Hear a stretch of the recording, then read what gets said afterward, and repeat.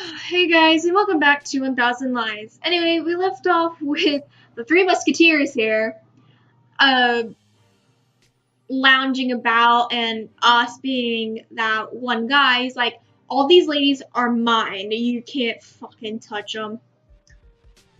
Us is that guy. Anyway, let's continue on. I know, but you can leave the praise for later. Now, I would like to know how Dennis feels about all this. Although, because you were the last one to join, you don't get any priority when choosing. There's not much to say. I've been studying here for my entire life. Both Liz and Ziva have been my classmates for quite some time. I don't know Lucas. Wow. Luce as well enough. She came to this school later. When was it? 3 or 4 years ago? The point is, Ziva transferred schools this past year, so consequently I lost contact with her. Before that, though, the three of us were all friends. I met Claire more or less at the same time as Ziva. However, we've always been in different classes and we aren't close at all, to be honest. It's like she purposely avoids unnecessary contact with others, you know? Basically, I'm not serious about any of them, if that's what you're worried about. I see. You've had the awful luck that girls like Ziva transferred schools to stay by my side. That's the problem with my magnetic sexuality. Stupid. I'd like to be less handsome, but it's perfection that chose me, not the other way around. I think he actually believes all that stuff he's saying, too. I came here about 6 years ago after traveling around half of the world with my parents. That's when I met my compañero here. He was also a newbie who had just enrolled in that place that I'm giving up pronouncing, and was in need of my guidance. Look at us now, inseparable. Not so much inseparable, let's just say that I felt pity. In any case, we can all agree that all the girls are mine. You, Dennis, are the last one to join, but maybe you could still get some leftovers by licking their boots from time to time or something. Oz, you're gross. And CR, well, CR has his dolls, figurines, or whatever. He doesn't count. Be respectful. They may not be human, but they have dignity. Are you sure? Come on, compañero. Let's be serious. They're tiny heaps of plastic. You can lick boots, guys, talking to me about seriousness? You shouldn't underestimate someone's wishes, Oz. Have you ever heard of the Pygmalion effect? Oz shrugs, clueless as to what Dennis is talking about. The Pygmalion effect is an incident where a person, through his or her own beliefs or that of others, manages to achieve something with faith alone, like the ability to realize your dreams if you believe that they'll come true. Its name comes from the Greek myth of King Pygmalion, who sculpts a statue of a woman named Galatea. Galatea, sorry, that name. I watched Justice League Unlimited when I was younger. It's still out there. There's only a couple seasons of Unlimited. But there was a superhero, Galatea, who was basically cloned after Supergirl, but she was cooler, but she was still kicking ass. And he falls in love with her. His love and desire to be with her is so strong that Aphrodite, the goddess herself, answers his prayers to bring Galatea to life. Oops, sorry, I didn't mean to bump the mic there. Are you telling me that if you believe hard enough, you can make plastic figurines come to life? Of course not. Myths are simply stories that have a lot of variations of unknown origins. In any case, if this is the version that has been passed on for generations, there must be a reason, right? I'm unconvinced no matter how you put it. What do you think, CR? Me? They're both crazy and even more crazy than the old Greeks, apparently. We're back, guys. Zio walks in the middle of our conversation without paying any mind to how important what we men were discussing might have been. But it's not like we had anything else to discuss anyway, so the three of us settle down and let Ziva speak. We're finished for the day, so you can start tidying up the classroom before it gets late. Contrary to Ziva's enthusiasm, the girls accompanying her share a disconcerted expression as they enter. Both of them look at me, one reflected on each other, each of my eyes, that it's Ziva's voice that wakes them up and causes everything to return to normal. The meeting ends, and even though we only talked, I still feel totally exhausted. When they propose that we hang out a bit longer, I have to politely decline their invitation. I'm not the only one who goes home instead either. Dennis disappears as if he were some kind of prisoner on the run, and Claire announces her departure with a bashful voice, weak as that of a newborn baby bird. Each goes their own way, taking different paths even though our town is exceptionally small. But it doesn't take long until I have my first re-encounter. I hear a certain voice that, the way it's meant to be, and not the shy, fake one she feigned only a few moments ago. Wake up, Sierra! Do you mind if I talk with you? Your house is in the same direction as mine. I nod indifferently and wait for her to catch up so that we can continue onward. Whatever you want, but how exactly do you know where I live? Why wouldn't I know, Sierra? I stop. I was half joking, but her answer is too large of a red flag for me to ignore it. Seriously? Seriously what? About my address. How do you know it? I followed you home before, so there's no mystery to it. I thought you were more intelligent than this, Sierra. What else could it be? God, you're creepy. Impossible to compute logic. Please contact the manufacturer immediately. Claire, I probably shouldn't ask this, considering my criminal record, but how would you feel if I told you that I have secretly been following you around? Well, why not? Everyone is free to do whatever they want. I'll get straight to the point since we aren't getting anywhere. Is your room filled with pictures of me on all your walls or anything like that? Of course not. Do you have any sense of taste? Such a self-centered style would be good for the feng shui, Saran. Feng shui is like rotating your furniture to the exact like a certain spot where positive energy will flow through instead of negative energy. Please don't ask me how I know this. Just don't. I know a lot of unnecessary information. TVs, man. I can sense legitimate displeasure coming from Claire as we speak, as sincere as everything that comes from her. It doesn't detract from the importance of her words, though, but it certainly makes them appear even more bizarre. I'm gonna get serious because we still aren't getting anywhere. Please try to give me a clear explanation for all this. I don't see the problem here, but okay. I want to know why you chose to approach me like you did. All those emails suddenly came out of nowhere and now you're telling me that you've been stalking me? If you want to speak with me, it would have been easier to, I don't know, ask. Why did you have to make it so complicated? Sierra, we've already discussed this. You're never going to calm down until you find the answer that suits you the most. Not the truth, am I right? Claire shakes her head displeased, with no intention of responding any further. Nevertheless, because I refuse to give in, she reluctantly decides to speak once again. Would you have considered it any less weird if I had spoken to you directly out of nowhere? Would you have remembered me all the same if I was normal? I can see her breathe out as she huffs out those two questions. She's highly offended, but shouldn't I be the one that's upset in this situation? Why wouldn't I remember you? Had you wanted to make some sort of impact on me before we met? Sierra, no, it's the exact opposite. Disheartened, she turns away from me and keeps walking along. It may be impossible to see the problem when I don't even understand what she means, or maybe I'm unable to achieve anything if I only stand back and watch. Claire, wait! I'm not going to change my answer even if you keep asking. I want to know one more thing first, something I almost completely forgot about. If it's true that you were the one who sent me those emails, then what happened to that order I made online? Where did my package go? Oh yeah, that, if I remember correctly, you don't know where it is? Do you think I'd ask that if I already knew the answer? Seriously, you haven't recovered? You should have recovered it already. Maybe you don't recognize it. What are you saying? Can't you tell me what you did with it? Me? Nothing you don't already know about. I have no idea where it could be, but I'll investigate. It must be somewhere. But it could still be on its way, don't you think? I already checked the tracking and it said it was delivered. Poor Sierra, it's like I told you, you have everything backwards. Backwards? What do you mean? Will you ever explain anything in a way that I can understand? Clearly, please!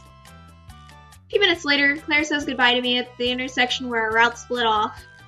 I'm too exhausted to continue on any longer with that incoherent dialogue. For now, it's just easier for me to believe in her. Believe in the lovely girl that follows me everywhere and thinks that nothing bad can ever happen. I will stay by her side even despite the facts of the matter. I decide to stop questioning her and leave it for another day. For now, I'll simply have to have faith. This music's quite catchy. Anyway guys, how have you been? I hope you guys been doing great. Yeah. Compañero, I need your chemistry notes. My notes? You? You sick or something? It's me, the one who always steals your notes. I mean, borrow them, yeah. Gonna give them to me or not? I can't be the only one who's noticed Austin's personality change. He's been like this all week, ever since that meeting with the committee. Any good friend would be worried and would have asked him what's wrong or how he's feeling. Thank God I'm not one of those people. I have a slight idea of what thoughts he could be harboring, and I'm pretty sure it's stupid, but I'm getting annoyed by all of this sighing. I guess I'll risk it and ask him about it. It's not my business, but what's wrong with you? You aren't the most fit to ask that, CR. Everyone has their bad days. I almost ran out of empty pages in my notebook, and I will have to buy a new one soon, for example. Those 5 minutes it takes me to go to the arts and crafts store to buy a new one are always terrible. You have to talk to human beings, wait in the line, stuff like that. Are you comparing shopping at an arts and crafts store with my issues, compañero? You have no heart. It's all your fault. Ross, you're a dick. You're being very rude right now. What have I done now? Don't tell me that you're so bothered by what happened to Claire. Don't you see? You've broken the invisible wall that divides the truth from lies. Now nothing can stop my libido from controlling my mind. God, you're fucking weird. What happened to your bar on the beach, if I may ask? We're facing eviction because we built it in our protected area. Those ecologists, won't stop at it until they have our heads chopped off. So you've been thinking about it, and now you're punishing yourself because being attracted to somebody with the body of a little girl doesn't change the fact that you're attracted to little girls? Ha! Correct. Maybe it'd be easier if you paid attention to something that isn't a physical trait. I don't know, her personality, for example? Her perky what? Why do I even bother? You don't get it, compañero. It's not just that. We're supposed to be a duo, right? I'm the handsome, elegant, dandy one, and you're, well, you. Me what? Finish that. Suddenly, there are a lot of girls surrounding you. Where does that leave me? I don't know, quarterback? You're so funny. I'm serious. That's never been an issue for you. All the cute girls in the world belong to you. Isn't that your motto? You're right about that, compañero. As you know, I'm a free spirit who is able to adapt to any situation. What I'm interested in is your opinion. Are you going to take responsibility? Unlike you, I have a magnet embedded in my pelvis, so that many women have suddenly appeared in my life doesn't mean a thing. Love is a two-way street, CR. It's like that regardless of it if you're on the receiving or giving end, even when there's indifference. I hope you don't think that you have to adjust yourself to anyone else's preferences, even if it's hard because no one really knows their own preferences. So if I end up admitting that I like little girls, then I shall accept it and you should do the same. Boy, that came out wrong. And sure you want to tell someone to tell you that you're not a sexual predator that should be sent to jail. That's not all, but please do tell me that I'm not a monster. You're a monster. Okay. Can we have a little experiment to test it out? You're always talking about hotties, but you've never mentioned where you draw the line for women to fit into that group. As long as they fulfill the minimum requirements, their origins, height, weight, race, and cup size don't matter. Although the cup size is a plus. And what's the minimum? I don't know. Minimum? Who has the right to define the features that make a woman an angel? To consider it a sixth sense of mine. Can't speak, I'm sorry. There must be a limit, and I've come up with a way to test it out. We can start with some obvious features and move on from there. Listen to me carefully, okay? You have to imagine your perfect woman. Understand? Your ideal girl. Well, let's change some of the details about her. You have to tell me if even after those changes you're still attracted to her or not, so we can move on from there. My ideal woman? Maybe someone like Ziva, I guess. Terrible taste, but I'm not one to intervene. Let's start with something easy if you feel up to it. Imagine your ideal woman, but she's missing an eye, she wears an eye patch. Would you still like her? Jar, are we talking about left or right? I don't know, it doesn't matter. Of course it matters. That way I know which cheek I can steal a kiss from without her noticing. You slime, boy. Give me a second, gotta puke. You probably think you sounded like a Casanova or something. And if instead of an eye patch, it's a lazy eye, one of the ones that look everywhere except where they should. Basically like a chameleon. Where their eyes just go everywhere. Good excuse for me to get lost in her gaze. If you keep it up with those types of answers, I'm out. I'm out, boy. You're just jealous of my poetic talent. The word you're looking for is ashamed. And what do you think about an unstable girl? Just like your ideal woman, but she's bipolar. 2 is always better than 1. Being with her would be like a threesome. Think about it. Oh boy. As if you've ever thought in your entire life that what if she's deaf, mute, for example. Ouch. Let's talk in more love. What's wrong with that? What about a blind one? You can see the important things with your heart. Burned. If she had half of her body burned, I'm sure you wouldn't be able to handle it. She would burn anyways. In the fire of my passion. God, this is fucking weird. No arms. Easier to hug. No legs. She wouldn't even need them when I carry her bridal style all the time. Besides, legs are an inconvenient obstacle for her. Enough! What's wrong with you? You don't care in the slightest about people's conditions or what? Could be Mrs. Potato Head changing her body parts and you still wouldn't mind. Hey, you're the one who's in love with plastic figures. As long as they're alive, it's fine with me. I'm starting to doubt that. Well, if it was a zombie girl, I can't say that I wouldn't. What? Why are you looking at me like that? Boy! Gosh! Apparently he would do a zombie. That is gross. Because that's necrophilia. He's doing the do with the dead. if he does do the do. If he's just chilling with a zombie, preventing it from biting him, then he's fine. Well, I ponder about on which distant planet my respect for this man resides on. Ziva enters the classroom quite excitedly. As soon as she sees us, she comes over with her usual greeting. Hello, hello. How are my favorite guys? We were just talking about you, Ziva. I'm pretty sure that Dingus here is lying, so to prove him wrong, I had to gouge one of your eyes out. You don't mind, right? Wait, what do you mean? Gouge one of my eyes out? What are you going to do with that pen? I was thinking about drawing an eye patch on your face considering I don't have a real one. But if you'd prefer that I really do gouge an eye out, then we can do that. Not a step closer. You're exhibiting symptoms of severe psychosis. Stop before... Ah!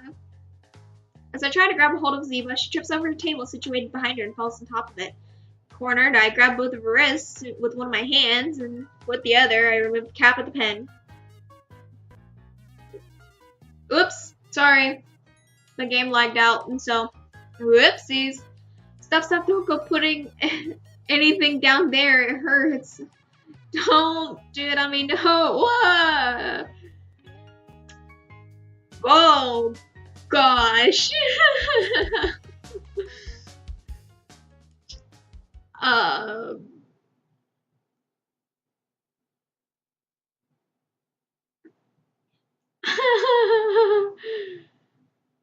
should have guessed with the bad luck I've been having lately, but as I follow Ziva's eyes, I find the new substitute teacher astoundedly watching us from the doorway. Oh my, let me guess. You came running when you heard Ziva screaming. Don't go putting anything down there, right? The frightened teacher nods. Let me tell you something. What exactly It's exactly what it looks like. That's not true. Don't make it worse. They aren't going to believe me anyways. This way it's more original and unexpected. Let's have some fun. Seriously, Indian. Seriously?